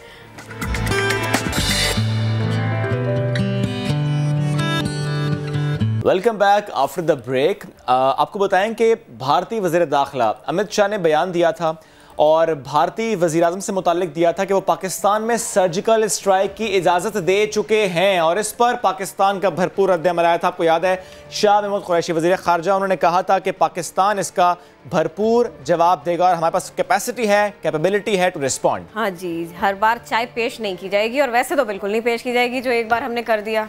तो ये बात ये क्यों भूल रहे हैं, आखिर ये करना क्या चाह रहे हैं? पाकिस्तान कहाँ स्टैंड करता है, हम कैसे जवाब देंगे? भारत खित्ते में क्या खेल खेलना चाह रहा है, किसके इशारे पर इतना ज़्यादा उछल कूद है, ये सब कुछ हम बात करेंगे। हमारा साथ देंगे अब वज़ीर ख़ारिजा शाह महमूद कुरैशी साहब। अस्सलाम वालेकुम शाह साहब, कैसे हैं आप? ये बताइएगा। वालेकुम, बहुत मेहरबानी, शुक्रिया। शाह साहब, सारी दुनिया कोरोना से लड़ रही है, भारत अपनों से भी लड़ रहे हैं, भारत को इस खित्ते में भी लड़ना है, और फिर बयान देने से अगर पाकिस्तान का मामला है तो बाज नहीं आना। ये बुनियादी तौर से करना क्या चाह रहे हैं? देखिए, पहली बात तो यह है कि मैं इस बयान को कोई अहमियत नहीं देता, इसलिए नहीं बहुत देता, भला लगा सुनकर।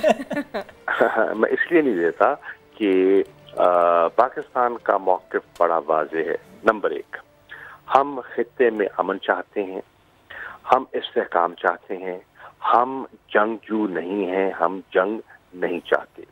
हमारी तवज्जो अफगानिस्तान पर है और वहाँ हम अमन के अमल को आगे बढ़ाने पर तवज्जो दे रहे हैं। हम कश्मीर के मसले का हल चाहते हैं। हम हिंदुस्तान की बर्बरियत के खिलाफ आवाज उठाते रहेंगे। अगर अमित शाह समझते हैं कि उनकी सर्जिकल स्ट्राइक की धमकी से पाकिस्तान कश्मीरियों का साथ देने से पीछे हट जाएगा, ये गलत फहमी है। गलत फहमी को ज़हन से निकाल लीजिए। हमारा मौक़िफ़ असूली है, हम असूली मौक़िफ़ पर कायम हैं और हमारी बैन अक़वामी जो सूरत हाल है वो हमारे मौक़िफ़ की तायद करती है।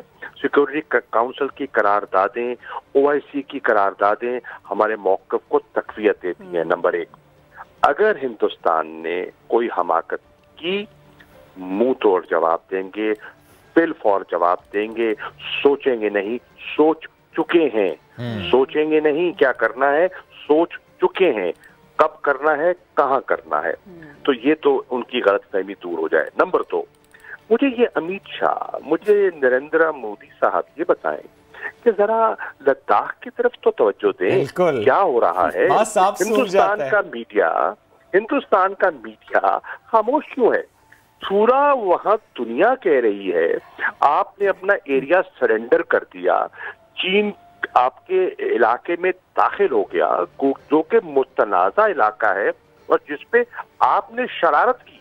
वहां जाके सड़कें बनानी शुरू कर दी, वहां जनाब एयर स्ट्रिप्स बनाने शुरू कर दिए, तो नेचुरली उन्हें रिएक्ट करना था।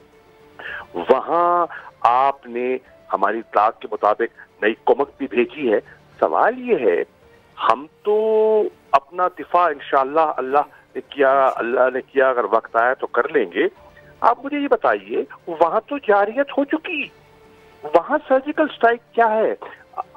आपकी सर्जिकल स्ट्राइक का रुख सिर्फ पाकिस्तान की तरफ है या वो सरहद जो है आपने उससे आप लाताल्लुक हो गए हैं और उस एरिया को आपने अमली तौर पर सरेंडर कर दिया है?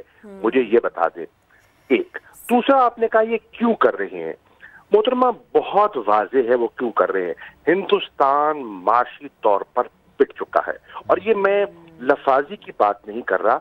लेटेस्ट रिपोर्ट है यूनिवर्सिटी ऑफ शिकागो की, यूनिवर्सिटी ऑफ पेंसिल्वेनिया की और जो मुंबई का इनका सेंटर है जो इकोनॉमिक एक्टिविटी को मॉनिटर करता है, उसने क्या कहा है मैं मुख्तसरन आपकी खिदमत में पेश कर देता हूँ।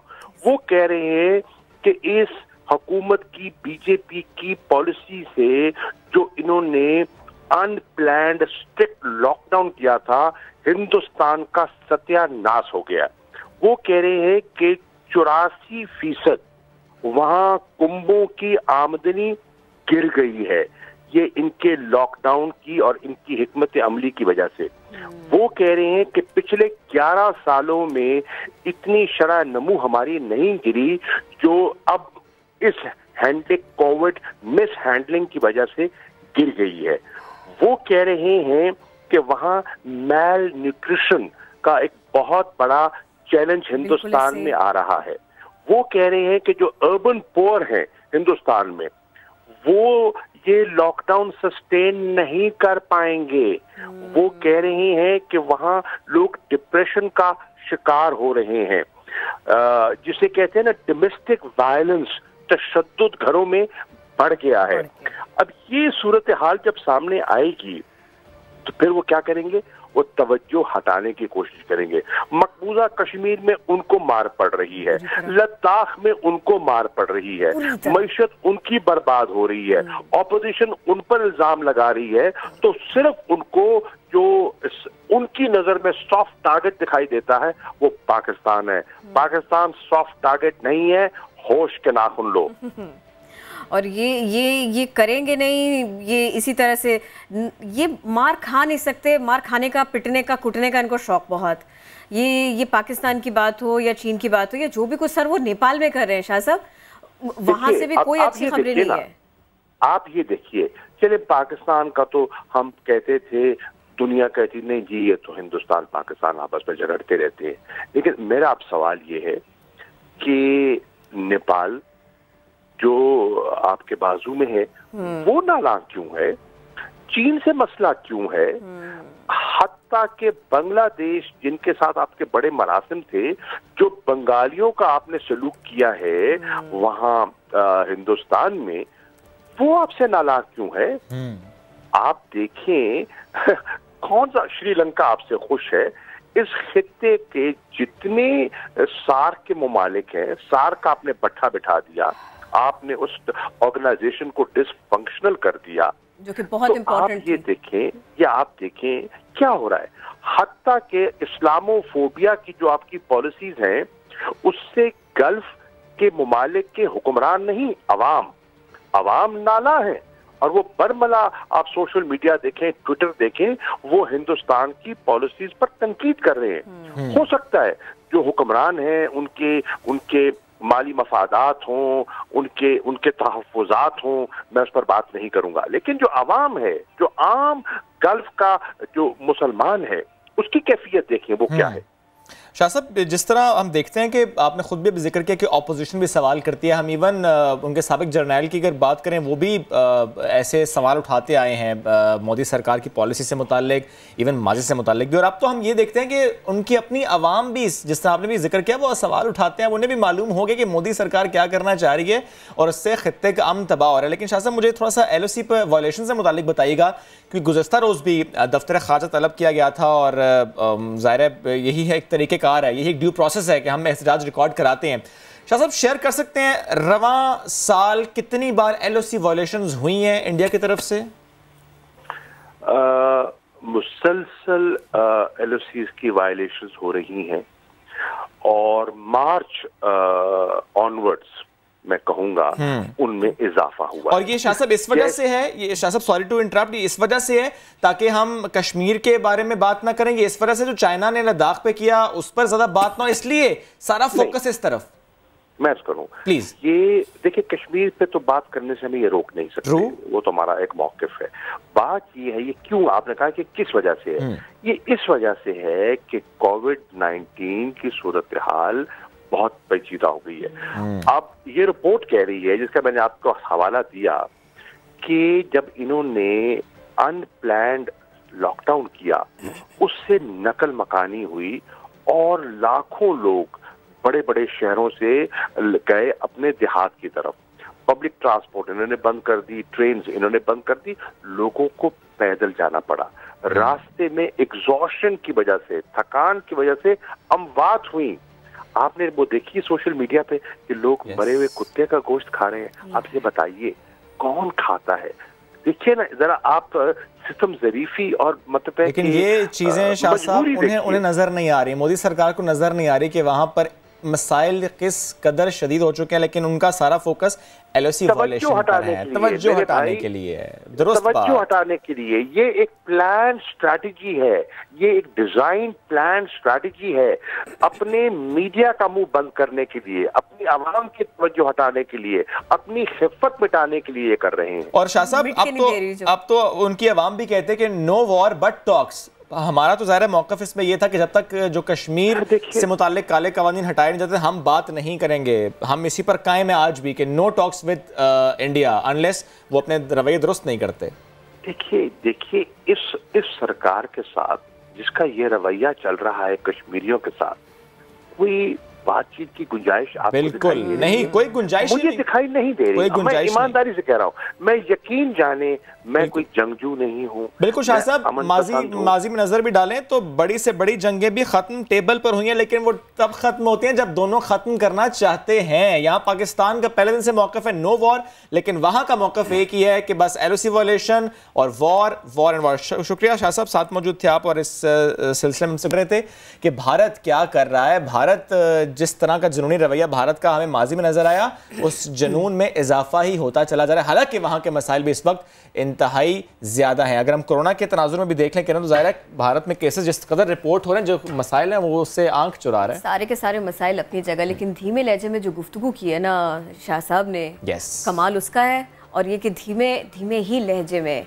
उमूमन हम पाकिस्तानी ऐसा ही कर जाते हैं, बड़ा काम कर जाते हैं। अभी भी भारत के समझने के लिए इसमें काफ़ी कुछ था। बहरहाल हम ज़रा उनको याद कर लेते हैं कि जो हमारे दरमियान नहीं रहे, बिछड़ गए, लेकिन अपने स्टाइल की वजह से, अपने काम में ग्रिप की वजह से वो हमें आज भी याद हैं और शायद उनका रिप्लेसमेंट कोई नहीं। ये जो मैं धीमे लहजे की एक गर्दान सी कर रही हूँ ना, मैं संतोष कुमार को याद कर रही हूँ। उन्हें हमसे बिछड़े 38 बरस बीते, लेकिन उनका टैलेंट, उनका काम आज भी हमारी आंखों में, हमारे जहनों में ताज़ा है। मोहम्मद कुर्बान की रिपोर्ट। तो जनाब अब हम ज़रा जल्दी से आगे बढ़ते हैं। हम कोरोना की बात तो कर रहे हैं, लेकिन हमने आपको याद दिलाया था, बताया था कि आज हम सेहत से जुड़े कुछ मुख्तलिफ मौज़ूआत भी आपके सामने रखेंगे। कुछ हफ्तों के दौरान पाकिस्तान के करीबन तमाम ही छोटे बड़े शहरों के अस्पतालों में कोरोना तो था, लेकिन इसके अलावा टाइफाइड के मरीज़ भी आते जा रहे थे, बड़ी तादाद में दाखिल हो रहे थे, एडमिट हो रहे थे। और सिर्फ टाइफाइड नहीं, मलेरिया के केसेस भी बढ़ रहे हैं। लोगों को बुखार की, खांसी की, मलेरिया के जैसे सिम्टम्स की शिकायत बढ़ती चली जा रही थी। तो अब एक कन्फ्यूजन है, एक बहस है जनाब, ये कोरोना भी है, टाइफाइड भी है, मलेरिया भी है, कोई कनेक्शन है? कहीं खुदा न खास्ता ऐसा तो नहीं होता कि जिसको मलेरिया हो रहा है या टाइफाइड हो रहा है वो कोरोना के बिल्कुल दहलीज पे पहुंच रहा है?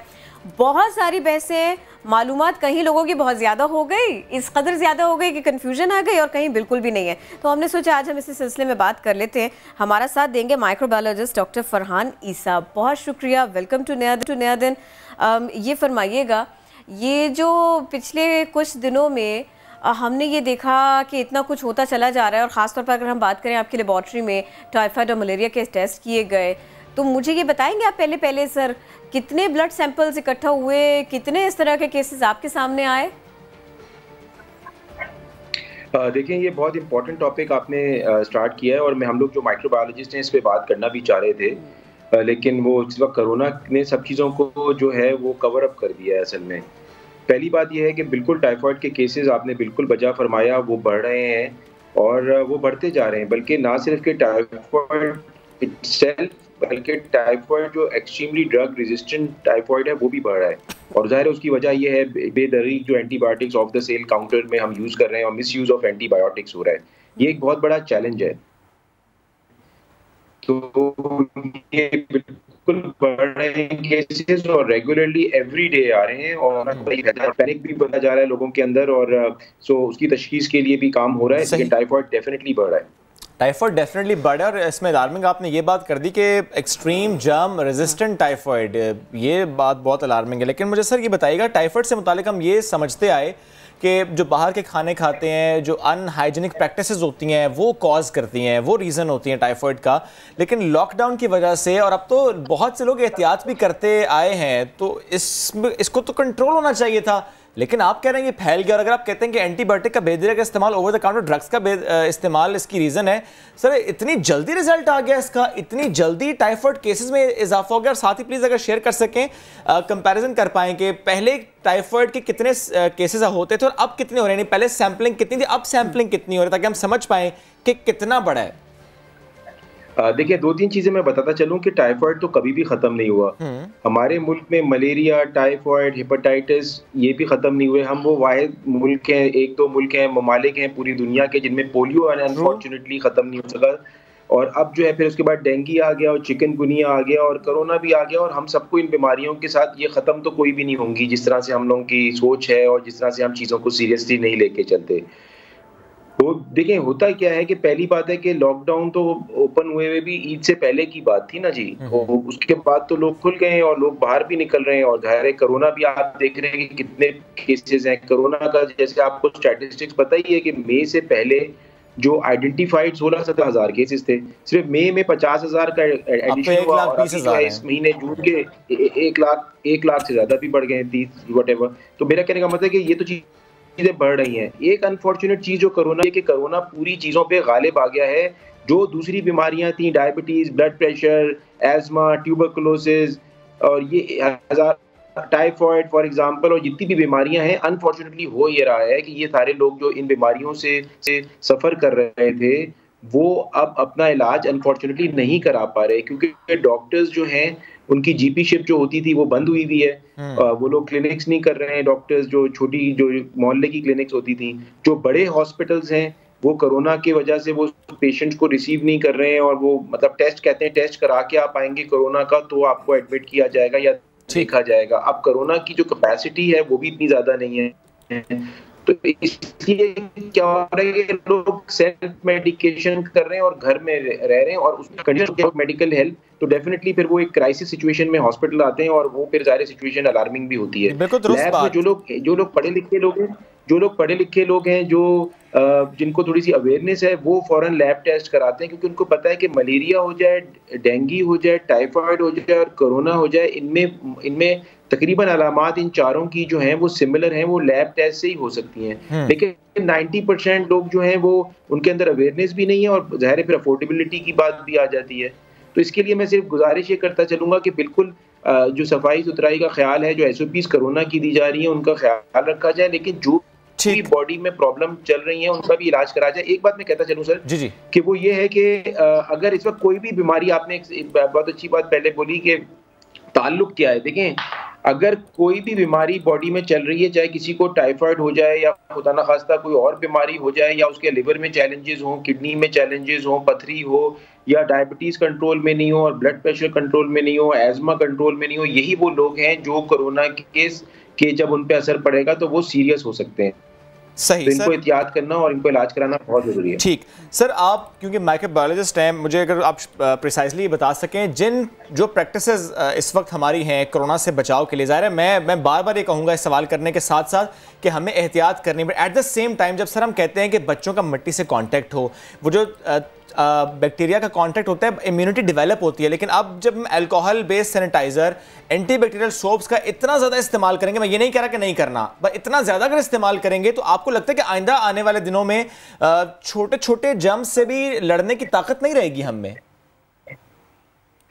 देखिए, ये एक डबल एज स्वॉर्ड है, जैसे छुरी होती है ना, उसका एक फायदा भी है और उससे आपको चोट भी लग सकती है। इस वक्त क्योंकि ये पैंडेमिक सिचुएशन है, ये नोवल कोरोना वायरस या SARS-CoV-2 की जिससे बीमारी कोविड-19 होती है, इस वक्त हमें एहतियाती तदाबीर करनी बहुत जरूरी है, नो डाउट नहीं है कि अल्कोहल यूज करना चाहिए। अब आपने एक बात की कुव्वत मुदाफियत की, देखें कुव्वत मुदाफियत जो है ना, वो ये मैं आपको एक छोटी सी बात बता चलूँ जो बड़ी आपको शायद इंटरेस्टिंग लगेगी कि एक इस जमाने में पहले भी जब ये 1994 से पहले जब मीजल्स मम्स का वैक्सीन नहीं होता था, तो लोग पता है आपको कैसे कुव्वत मुदाफियत बढ़ाते थे? वो क्या करते थे कि एक होता था, उसको अपने घर में लाते थे, उसको लॉलीपॉप खिलाते थे और अपने बच्चों को खुद एक्सपोज करके लॉलीपॉप खिलाते थे।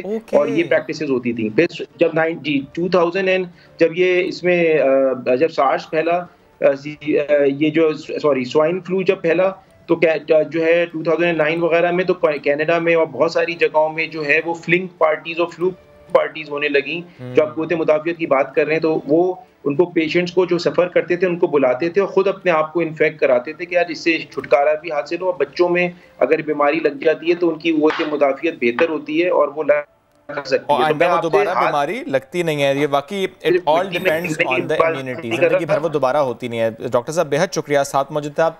वक्त कम था वरना आपसे गुफ्तगू करते कि सही। अभी एक अहम खबर आ रही है, नाजरीन से हम शेयर कर लेते हैं।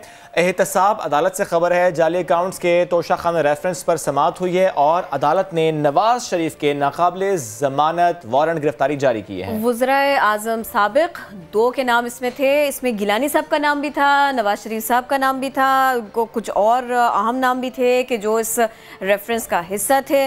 और अब हम आपको इस सिलसिले में ये अपडेट दे रहे हैं, तोशा खाना रेफरेंस, इसकी समाअत का मौका, नवाज शरीफ के नाकाबिले ज़मानत वारंट गिरफ्तारी जारी। इससे पहले कहा गया था कि वो आए पेश हों इस सिलसिले में, और कुछ कॉपीज़ भी मांगी गई थी, कुछ डेटा भी इस सिलसिले में कलेक्ट किया गया था।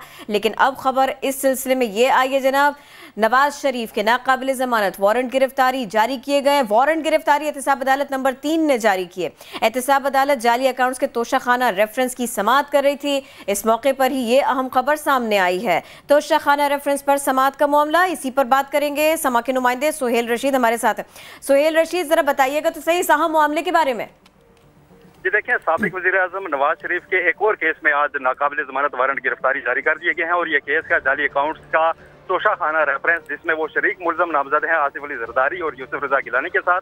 इससे पहले उनके काबिल जमानत वारंट गिरफ्तारी जारी किए गए थे, लेकिन उनके जो मौजूदा पते पर तफ्तीशी अफसर ने उनकी तामील कराने की कोशिश की तो उन्हें यह बताया गया कि नवाज शरीफ चूंकि बैरून मुल्क हैं, यहाँ पर तामील नहीं हो सकती। वो रिपोर्ट आज पेश की गई थी, जिसकी रोशनी में आप नाकाबिल जमानत वारंट गिरफ्तारी जारी किए गए हैं और अदालत की जानिब से दफ्तर खारजा को ये हिदायत जारी की गई है कि वो इन वारंट की बरतानिया में पाकिस्तानी सफारतखाने के जरिए तामील कराए, क्योंकि उनके जो एवन फील्ड अपार्टमेंट में उनकी जो रिहायशगाह है उसका एड्रेस नैब की जानिब से अदालत में पेश कर दिया गया था। इसके साथ ही जो आसिफ अली जरदारी हैं उनकी दोबारा तलबी के समन जारी कर दिए गए हैं, क्योंकि उनके जो पहले पते पर भेजे गए थे वहाँ पर वो पाए नहीं गए थे। आज फारूक नायक ने उनकी जानिब से वकालतनामा जमा कराया है, जबकि साबिक वज़ीर-ए-आज़म यूसुफ रज़ा गिलानी में पेश हुए थे। उन्होंने अपनी हाजिरी से मुस्तकिल इस्तिस्ना की दरखास्त दायर की है, जिस पर नैब को नोटिस जारी किया गया है। ताहम साथ ही यूसुफ रज़ा गिलानी को यह कहा गया है कि अगर वो कोरोना के बायस आइंदा समाअत पर पेश न होना चाहें तो उनको इस्तिस्ना या सिर्फ फर्द जुर्म की तारीख जब मुकर्रर की जाए तब वो जाती हैसियत में पेश हों। उससे पहले वो अपने केस की जो आइंदा समाअत है वो 30 जून तक मुलतवी कर दी गई है और इस दौरान नैब से जो तफसीली रिपोर्ट भी तलब की गई है कि नवाज शरीफ के जो नाकाबिल जमानत वारंट गिरफ्तारी है उनकी तामील से मुतालिक और आसिफ अली जरदारी से मुतालिक अदालत ने यह कहा है कि एक बार उन्हें खुद अदालत में लाजमी पेश होना पड़ेगा, क्योंकि फर्द जुर्म आयद की जानी है। सुहेल, बहुत शुक्रिया, आपने अपडेट किया। एक अहम खबर आपको देंगे, बड़ी अच्छी खबर है। जराइम की रोकथाम में सनती शहर के थानों का एक बड़ा एजाज। पाकिस्तान की तारीख में पहली बार फैसलाबाद के 5 थानों को क्राइम कंट्रोल करने और लोगों को बेहतरीन अंदाज में तहफ़्फ़ुज़ फराहम करने पर ISO 9001 सर्टिफिकेट से नवाजा गया है। यूसुफ चीमा ने रिपोर्ट तैयार किया, दिखाते हैं। बढ़ते हैं आगे। अभी उन्होंने किरण ने बात की थी किसानों से मुतालिक, उनके मसले से मुतालिक, तो बहुत बड़ा प्रॉब्लम है। और वो क्या है जी, जो अब हमारा और आपका भी बन जाएगा अगर हमने टिड्डी दल पे काबू ना पाया। जंग में क्या हो रहा है जी, इस सिलसिले में शिकस्त हुई कैसे, ये हम आपको बताते हैं। काश्तकार और ज़िले इंतज़ामिया ने ज़िला भर से टिड्डी दल का नामो निशान मिटा दिया। ये एक अच्छी खबर है इस सिलसिले में, क्योंकि कुछ सेकंड्स में ही सब कुछ साफ कर जाता है टिड्डी दल। मजीद इसी बारे में बताएंगे हमारे नुमाइंदे अरशद खान।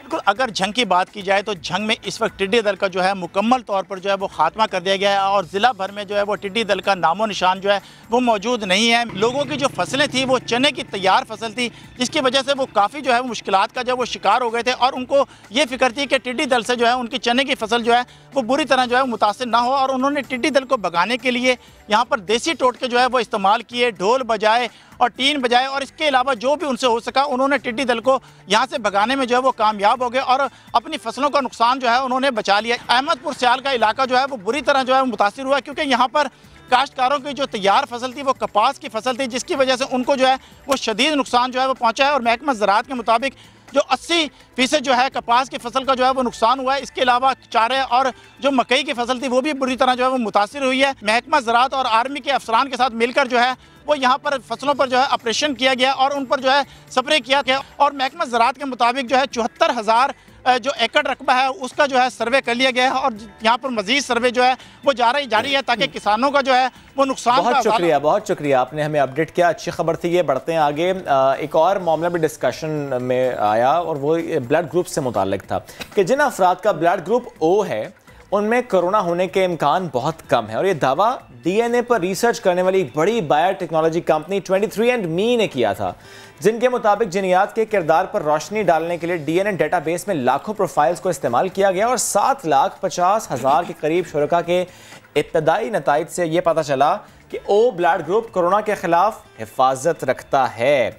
यकीनी तौर पर यह रिसर्च अभी बहुत ज़्यादा प्रिलिमिनरी है और पाकिस्तान में माहिरीन इस दावे को मुस्तरद करते हैं। पाकिस्तान में डॉक्टर्स की इस पर क्या राय है और मरीजों के डेटा से क्या सामने आए? क्योंकि ज़ाहिर है हमने तो पाकिस्तान के डेटा से ये बात करनी है कि पाकिस्तान में जितने कोरोना पेशेंट्स आए हैं उसमें ब्रेकडाउन क्या है ब्लड ग्रुप का, उससे हम समझ पाएंगे कि कौन सा ब्लड ग्रुप ज़्यादा इफेक्ट हुआ है, अगर ये कोरोना किसी स्पेसिफिक ब्लड ग्रुप को इफेक्ट करता है और किसी को ये थोड़ा सा छोड़ देता है। हमें इस वक्त ज्वाइन किया है डॉक्टर साकिब अंसारी ने। बहुत शुक्रिया डॉक्टर साहब आपके वक्त का।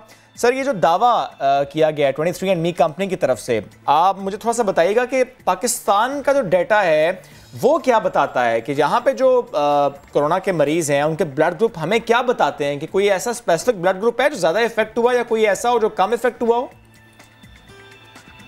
बिस्मिल्लाहिर्रहमानिर्रहीम।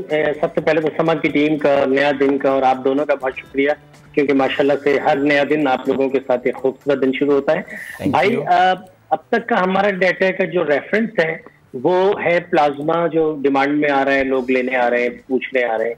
तो हम तो ये महसूस कर रहे हैं कि दोनों तरीकों से कि इक्वली हमें सारे ग्रुप्स नजर आ रहे हैं और एक जो पाकिस्तान में परसेंटेज है ब्लड ग्रुप की पॉपुलेशन की, मिसाल के तौर पे हमारे पास 30% में ऑलमोस्ट बता रहा हूँ कि डाटा है मुख्तलिफ, 30% वो होते हैं पाकिस्तान की पॉपुलेशन के, 30% 35% बी होते हैं, 20% ए होते हैं और फिर जो लास्ट 10% है उसमें ए बी और फिर नेगेटिव के ब्लड ग्रुप्स आ जाते हैं जो सारे नेगेटिव के हैं। तो mainly mostly 30% O and 30% B, तो 60% ब्लड ग्रुप से दोनों मिला के हमारा बना देते हैं। और हमें जो पेशेंट्स नजर आ रहे हैं जो उसमें ओ भी आ रहे हैं, बी भी आ रहे हैं, ए भी आ रहे हैं। तो ये तो भी पाकिस्तान का डाटा और पाकिस्तान का स्टेटस। मगर यहाँ पे ये बात समझना जरूरी है कि अगर उन्होंने 7 लाख में जीनोम टेस्टिंग की है तो एक बहुत ह्यूज नंबर है।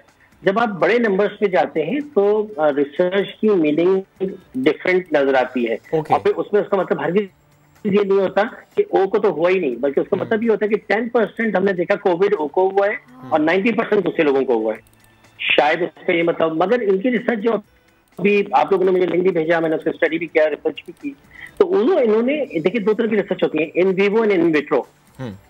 इन विट्रो का मतलब कि जी laboratory based and genetics based, उन्होंने जीनोम को एक्सप्लोर किया, देखा। मगर जब उसको आप पेशेंट साइड के ऊपर जाके ट्रांसलेट करते हैं तो चीजें डिफरेंट नजर आती हैं।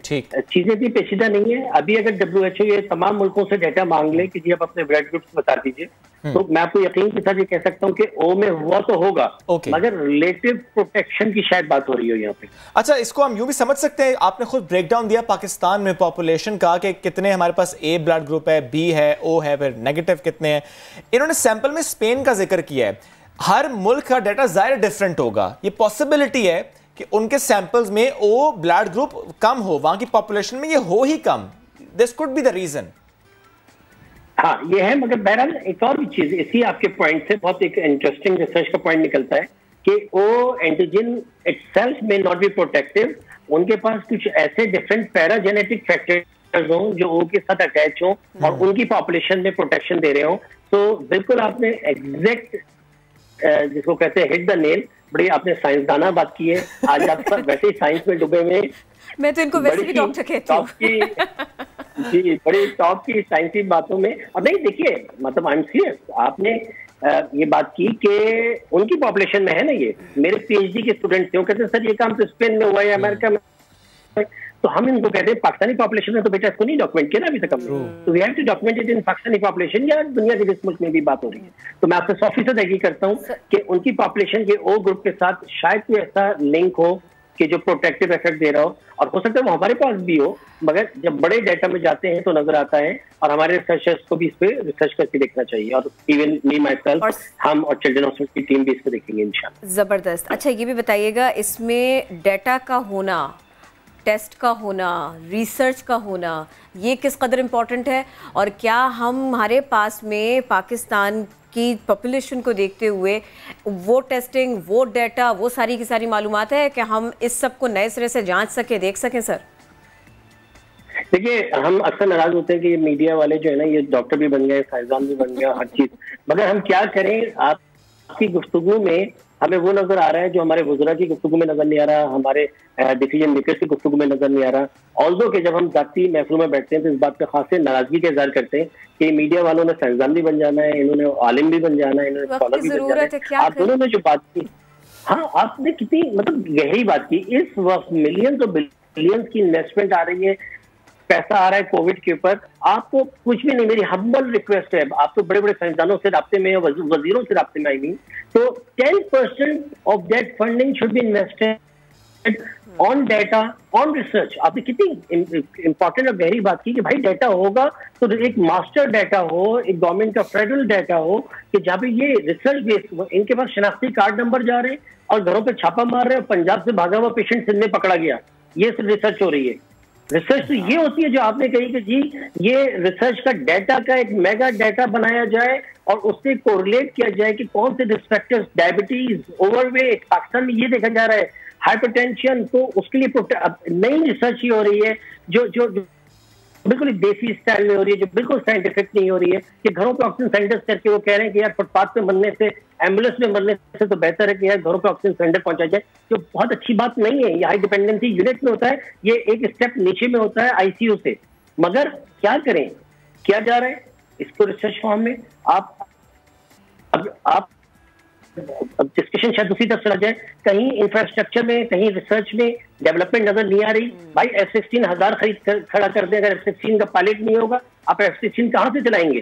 ट्रू, ये बिल्कुल ऐसी बात है कि वेंटिलेटर आप प्रोक्योर कर लें, लेकिन जो वेंटिलेटर के साथ स्टाफ ट्रेन होना चाहिए वही ना हो। ये हमें खबर केपी से रिपोर्ट हुई थी कि वहाँ शरह अमवात ज्यादा इसीलिए कि वेंटिलेटर हैं बट उनके साथ जो स्टाफ ट्रेन होना चाहिए वो नहीं है। और इसका तदारुक पहले तो डाटा इकट्ठा करें, उसकी सूरत में अच्छे प्रोफेशनल्स हों, उसकी सूरत में, और फिर रेलिवेंट लोगों की बात सुनी जाए। ये जब से सारी रिसर्चेज आ रही हैं, एक तरफ तो असल मालूमात होती है, अहम मालूमात होती है डॉक्टर साहब, और दूसरी तरफ होता है तुक्का, जो हर लेवल पर हम देख रहे हैं कि हो रहा है। तो अच्छी डिबेट की तरफ बिना मालूमात के नहीं जाया जा सकता। मेरे ख्याल में ये इस वक्त का कोरोना के जैसा क्राइसिस है जिससे पाकिस्तानी गुजर रहे हैं डॉक्टर साहब। जी मैं 100% एग्री करता हूँ, मगर यहाँ मसला डिफरेंट है। अल्हम्दुलिल्लाह पाकिस्तान एपिडेमियोलॉजिस्ट में, रिसर्चर्स में खासा खुद कफील है, इनको सरपरस्ती की जरूरत है। और बदकिस्मती से वो मासूम आदमी जो भी बात कर रहा था, मुझे 100% नहीं 200% यकीन है कि उस बेचारे का कुछ नहीं होना है, क्योंकि वो बहुत मुखलिस है पाकिस्तान से, बहुत खुलूस की बात कर रहा है और कहीं कोई कमीशन, कोई परसेंटेज बनाने की बात नहीं कर रहा। तो मैं नहीं समझता कि 1% भी चांस है कि उसका कोई काम होगा। मैं बहुत जिम्मेदारी के साथ ये बात कह रहा हूँ। तो मैं ये ख्वाहिश करता हूँ कि ये बात गलत साबित हो। ये मेरी ख्वाहिश है, आपकी बात दुरुस्त, लेकिन मेरी ख्वाहिश है कि ये गलत साबित हो। हमारी कोशिश भी होगी सर इस सिलसिले में कि हम इस मामले के को भी जो है ना वो सामने रखें। जी I 100% agree with you। मैं भी दुआ करता हूँ कि मेरा thank you sir, thank you sir, thank you. Sorry आपकी बात कट गई, लेकिन वक्त कम था, प्रोग्राम का वक्त भी खत्म होने वाला, लेकिन हम आपसे इजाजत लेंगे, साथ ही दोबारा ये बात कहेंगे अगर बाहर निकलें तो प्लीज प्लीज प्लीज बहुत एहतियात के साथ। कोरोना नहीं देखेगा कि आपकी उम्र क्या है, कोरोना कुछ नहीं देखता, कोरोना अटैक करता है उन पर जो बेएहतियाती करते हैं। होगी मुलाकात कल, तब तक के लिए अल्लाह हाफिज।